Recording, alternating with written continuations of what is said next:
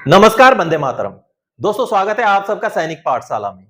दोस्तों, पिछले लगभग 10 दिनों से मेरे वीडियोस के जो कमेंट हैं वहां पर और मुझे पर्सनली व्हाट्सएप पर भी बहुत सारे सवाल आ रहे हैं और वो सवाल हैं एमएसीपी और सर्कुलर 568 से जुड़े हुए।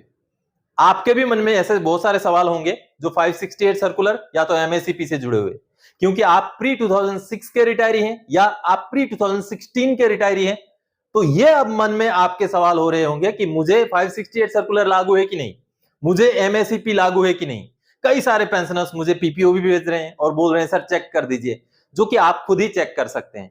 तो आज का ये वीडियो 568 सर्कुलर और एमएसीपी दोनों को कंबाइन करके जानकारी आपको देता हुआ वीडियो है। तो वीडियो में अंत तक जरूर बने रहिएगा और वीडियो को स्किप किए बगैर ही देखिएगा दोस्तों, क्योंकि आज का वीडियो में आपको जानकारी जरूर मिलेगी। और आज का वीडियो में मैं आपको पीपीओ के कॉपी दिखाऊंगा, जो एमएसीपी मिले हुए पीपीओ, एमएसीपी ना मिले हुए पीपीओ, साथ ही साथ भारत सरकार का लेटर भी दिखाऊंगा और पीसीडीए का सर्कुलर भी दिखाऊंगा। इन सारे दस्तावेजों को दिखा करके आपको समझाऊंगा कि किस तरीके से आपको, अगर आप चाहे प्री 2006 के रिटायरी हैं, तो किस तरीके से आपको एमएसीपी या सर्कुलर 568 का फायदा लागू है या लागू नहीं है। तो चलिए आगे बढ़ेंगे वीडियो में आगे बढ़ने से पहले मेरा आप सबसे आग्रह दोस्तों, सैनिक पाठशाला चैनल में अगर आप पहली बार विजिट कर रहे हैं या अभी तक चैनल को सब्सक्राइब नहीं किया है, तो चैनल के साथ जुड़े रहने के लिए, इसका हिस्सा बने रहने के लिए चैनल को सब्सक्राइब जरूर करें। तो चलिए आगे बढ़ते हैं दोस्तों। सबसे पहले मैं आपको बता दूं, आपको अगर 568 सर्कुलर का आपको मान लीजिए फायदा मिलना था, नहीं मिला, आपको पता चल जाता है। तो वो कैसे पता चलेगा? आपको 6th पे कमीशन रिवीजन के बाद जो पीपीओ मिला है, कोरिजेंडम पीपीओ, वो आपको देखना पड़ेगा। जिस पीपीओ के अंदर ये लिखा हुआ है कि योर सर्विस एलिमेंट या योर सर्विस पेंशन फ्रॉम 1 जनवरी 2006 इतना करके जो आंकड़ा लिखा हुआ है, उस पीपीओ को निकालिए। और खुदा ना खास्ता आपके पास वो पीपीओ नहीं है, तो आप पीसीडीए से आरटीआई के जरिए भी मांग सकते हैं कि आपका 6th पे कमीशन में पेंशन कितना फिक्सेशन किया गया था। अब ये जानकारी जब तक आपके पास नहीं होगा कि 1 जनवरी 2006 के डेट में 6th पे कमीशन लागू होने के बाद आपका पेंशन कितना फिक्सेशन किया गया था, आपको पता नहीं चलेगा कि आपको 568 सर्कुलर का फायदा लागू है या नहीं लागू है। अब जैसे आपको 1 जनवरी वाला पेंशन मिल जाता है, 1 जनवरी 2006 वाला, आप 568 सर्कुलर में जो टेबल है उस टेबल को कंपेयर कीजिए और टेबल के हिसाब से आपका पेंशन कम है, आपको पता चल जाता है। तो उसके बाद सेकंड स्टेप आपको चेक करना है कहीं 2016-17 में मिल तो नहीं गया है, क्योंकि कई सारे पेंशनर्स को हो सकता है कम मात्रा में एरियर मिला हो, कम अमाउंट में, तो उनको कंफ्यूजन हो रहा हो।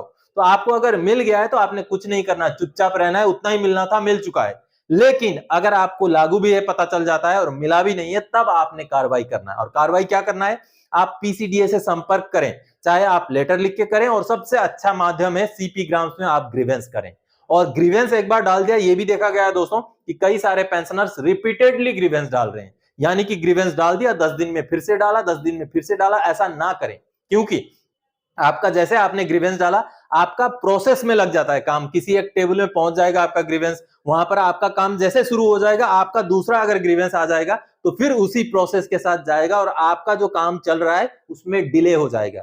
इसलिए एक ग्रीवेंस आपने डाला दोस्तों, तो कुछ दिन वेट कर लीजिए, कम से कम 30 दिन या 40 दिन वेट कर लीजिए। उसके बाद भी आपको कोई जवाब नहीं मिलता या आपका ग्रीवेंस के ऊपर कोई एक्शन नहीं होता, तो सीपी ग्राम्स के अंदर रिमाइंडर का ऑप्शन है, आप उसी ग्रीवेंस का रिमाइंडर डाल सकते हैं, दूसरा ग्रीवेंस डालने से अच्छा है। जब आप रिमाइंडर डालेंगे तो आपका वही मैटर अगर कहीं पेंडिंग होगा तो उसके ऊपर एक्शन होना फिर से शुरू हो जाएगा। इसलिए रिपीटेडली ग्रीवेंस ना डालें।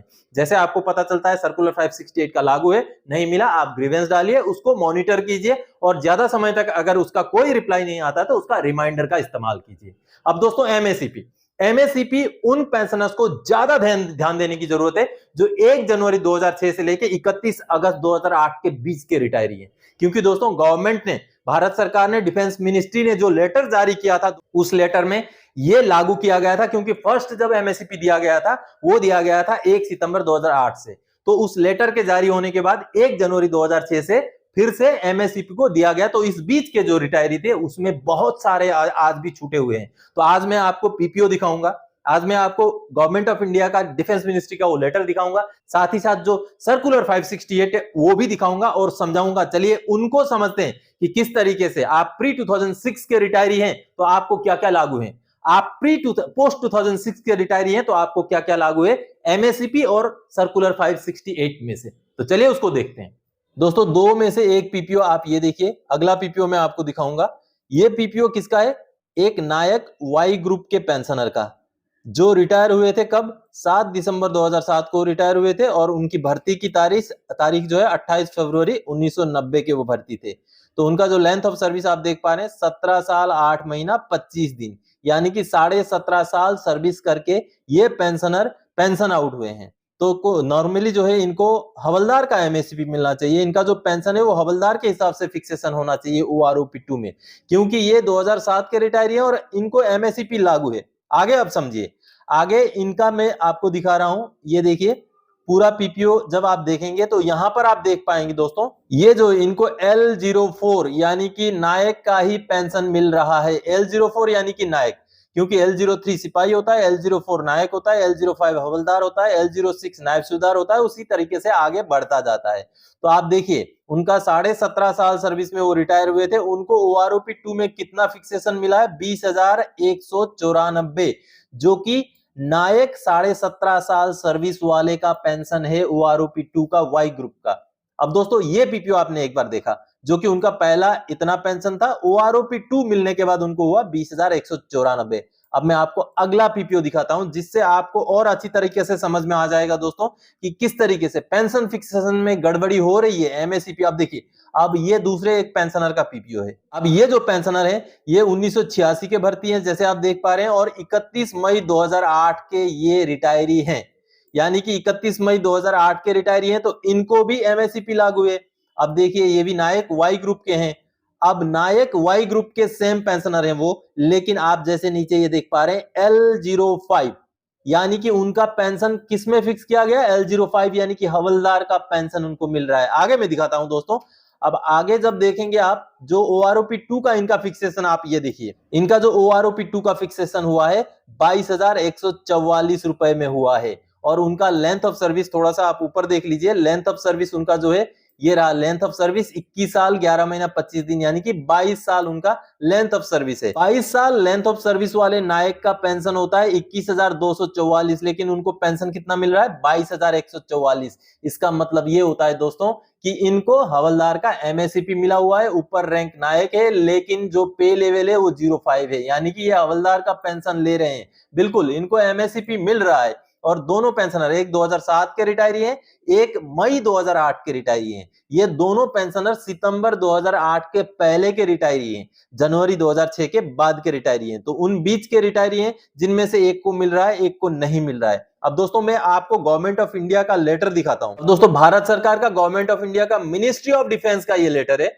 जो 25 जुलाई 2018 का लेटर है। और ये लेटर जुड़ा हुआ है modified assured career progression scheme for PBORs of army, यानी कि आर्मी वालों के लिए ये लागू किया गया है। और लागू क्या किया गया है कि भारत के राष्ट्रपति ने क्या अनाउंस किया है, देखिए, that the president is please to make the following amendment in para 5 of the aforesaid letter, यानी कि जो पुराना लेटर था, जो पुराना रूलिंग था, उसमें क्या चेंजेस हुए हैं? फॉर यानी कि किसके जगह पर? The scheme would be operational web 1 सितंबर 2008।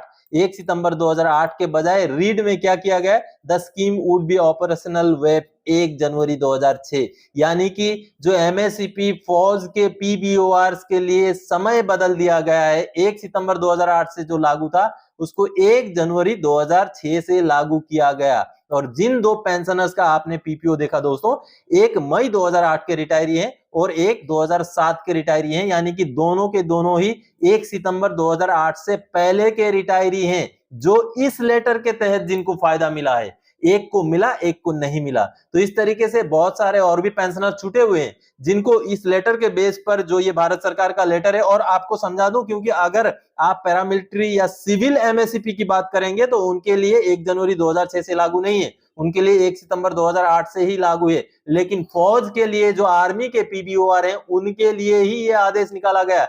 जैसे आप इस आदेश में क्लियरली लिखा हुआ देख पा रहे हैं, हेडिंग में ही लिखा हुआ देख पा रहे हैं कि modified assured career progression scheme MACPS for PBORs of army, यानी कि इस लेटर से और एक चीज क्लियर हो जाता है दोस्तों कि जो एमएससीपी है वो 1 जनवरी 2006 के बाद के रिटायरीज के लिए ही लागू है, उससे पुरानों के लिए लागू नहीं है। अब मैं आपको सर्कुलर 568 दिखाता हूं। चलिए सर्कुलर 568 देखते हैं, उससे समझते हैं। दोस्तों ये रहा सर्कुलर 568, जैसे आप देख पा रहे हैं 13 अक्टूबर का सर्कुलर है, पीसीडीए का सर्कुलर है। ये पूरा सर्कुलर काफी पेज का है। इस सर्कुलर के सबसे नीचे जो है, जो टेबल्स हैं 568 के, वो टेबल्स भी हैं, ये देखिए ये टेबल्स भी हैं। लेकिन इस सर्कुलर में जो मूल बात है, जो समझने वाली बात है, जिसके ऊपर आज मैंने आप सबको अभी समझाया वीडियो में, वो बात क्या है आप देखिए। ये सर्कुलर में जो हेडिंग है इसका, इस सर्कुलर का, उसको देख करके आप समझेंगे उस बात को। ये देखिए, अब ये जो सब्जेक्ट यानी कि हेडिंग, ये आप थोड़ा सा समझने की कोशिश कीजिए। ये है दोस्तों, ये हेडिंग में क्लियरली लिखा हुआ है, revision of pension of pre 2006 pensioners, जेसीओज, OR and commission officers, delinking of qualifying service 33 years for revision revised pension. यानी कि दोस्तों आप सब ने देखा कि 568 सर्कुलर में क्लियरली लिखा हुआ है कि जो 568 सर्कुलर है वो प्री 2006 के पेंशनर्स के लिए है। और एमएससीपी का जो भारत सरकार का आपने लेटर देखा, उसमें भी क्लियर मेंशन है कि 1 जनवरी 2006 के बाद के रिटायरीज के लिए ही एमएससीपी लागू है। तो दो चीजें अलग अलग हैं, दो चीजें एक दूसरे को लागू नहीं है। तो दोस्तों आप सबने देखा कि 568 सर्कुलर और एमएससीपी दो ऑपोजिट चीजें हैं। जिसको 568 का एरियर लागू है, उसको एमएससीपी नहीं मिलेगा, क्योंकि एमएससीपी 2006 के बाद के रिटायरीज को लागू है और सर्कुलर 568 2006 से पुराने रिटायरीज को लागू है। तो आप इससे जुड़े हुए सवाल प्लीज ना करें। तो दोस्तों आज के इस वीडियो में इन्हीं जानकारियों के साथ आया था। आगे और कोई जानकारी था आपसे सरोकार रखने वाला विषय लेकर मैं फिर से हाजिर हो जाऊंगा। तब तक के लिए जय हिंद दोस्तों।